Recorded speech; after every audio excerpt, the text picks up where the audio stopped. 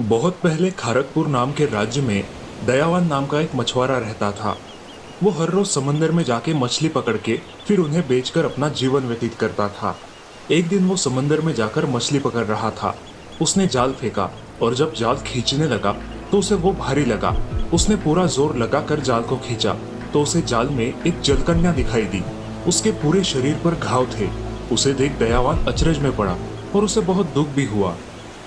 हे जलकन्या, क्षमा करना, मैंने जानबूझ के तुम्हें इस जाल में नहीं फंसाया है। तुम गलती से इस जाल में फंस गई हो। मैं अभी तुम्हारा इलाज करता हूँ और तुम्हें समुद्र में वापस भेजता हूँ। नहीं नहीं, इसमें तुम्हारी कोई गलती नहीं है। मैं जलदेव के शाप के कारण अपनी सारी शक्तियां खोकर समुद्र में शार्क मछली के हाथों फंस गई हूँ। अगर तुम मुझे वापस समुद्र में भेजोगे तो शार्क मछली मुझे मार डालेगी और बिना शक्ति के मैं अपनी सुरक्षा नहीं कर सकती। ओह, तो अब मैं क्या करूँ? तुम मुझे अपने साथ ले चलो, मुझे आश्रय दो। मैं तुम्हारा यह एहसान कभी नहीं भूलूंगी। दयावान को जलकन्या की बात ठीक लगी। वो उसे लेकर अपने घर आया, उसका इलाज किया और अपने घर के पास वाले तालाब में उसे छोड़ दिया। अब दयावान उसे रोज ताजे फल और खाना खिलाने लगा। धीरे धीरे जलकन्या के घाव भर गए और वो ठीक हो गई। एक दिन उस गांव में मुंगेरीलाल नाम का एक जादूगर आया। वो बंदर, भालू, हाथी आदि जानवरों को बंदी बनाकर उनसे अलग अलग करतब करवाता था और लोगों का मनोरंजन करता था। लोग खुश होकर उसे पैसे देते थे और इस प्रकार से मुंगेरीलाल अपना गुजर बसर चलाता था। अब मुंगेरीलाल खारकपुर में अपना प्रदर्शन करने लगा। कुत्ते से साइकिल चलाई, बंदर से गुलाटी लगवाई और लोगों का मनोरंजन किया। इस तरह अपना प्रदर्शन खत्म होते ही अपना काबिला और सामान लेके मुंगेरीलाल दूसरे गांव जाने लगा। रास्ते में उसे प्यास लगी, इसलिए वो दयावान के खेत के पास गया। वहां उसने तालाब में तैरने वाली जलकन्या को देखा और वो हक्का बक्का रह गया। तभी दयावान वहां आया और जलकन्या के साथ बात करने लगा। ये देख जादूगर मुंगेरीलाल का शातिर दिमाग तेजी से दौड़ने लगा। ओह, ये जलकन्या तो बड़ी काम की चीज है मेरे लिए। मैंने तो अब तक सिर्फ कहानियों में ही सुना था कि जलकन्याएं होती है, लेकिन आज पहली बार देख भी रहा हूँ। शायद दुनिया में किसी ने जलकन्या को देखा नहीं होगा।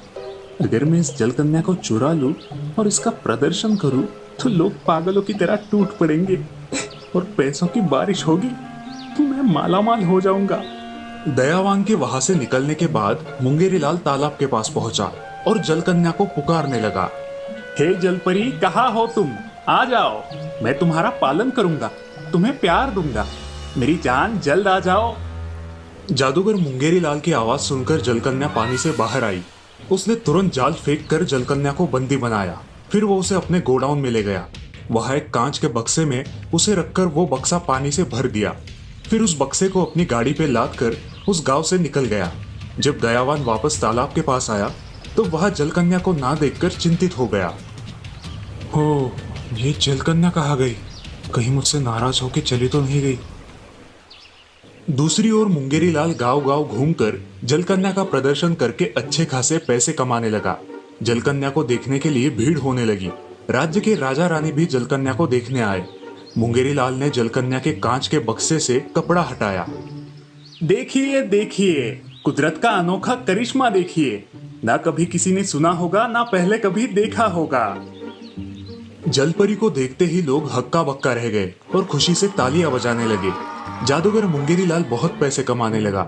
जलकन्या ने अपनी आजादी के लिए उसे बहुत बार मिन्नतें की, लेकिन मुंगेरीलाल उसे अनदेखा करता रहा। एक दिन मुंगेरीलाल के दिमाग में विचार आया, अगर मैं इस जलकन्या का प्रदर्शन किसी और राज्य में करूं तो मुझे और ज्यादा पैसे मिलेंगे।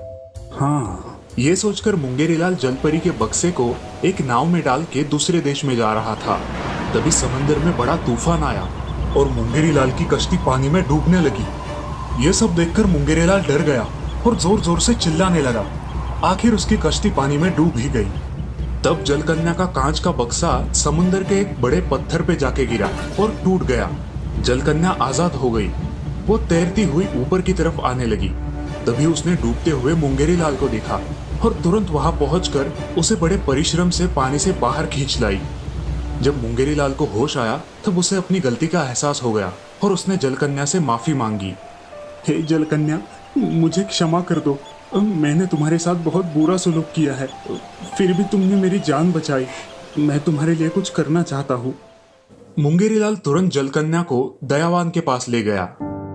दयावान, मैंने तुम्हारी जलकन्या को चुराया था, मुझे माफ कर दो। और ये सारे पैसे जो जलकन्या का प्रदर्शन करके मुझे मिले थे, ये भी तुम रख लो। जादूगर मुंगेरीलाल वहां से चला गया। जलकन्या कुछ और दिनों के लिए दयावान के तालाब में खुशी से रही। कुछ दिन बाद उसे उसकी सारी शक्तियां वापस मिल गई। उसने दयावान को बहुत सारा धन, सोना, चांदी आदि दिया और वापस अपने समुंदर के देश चली गई।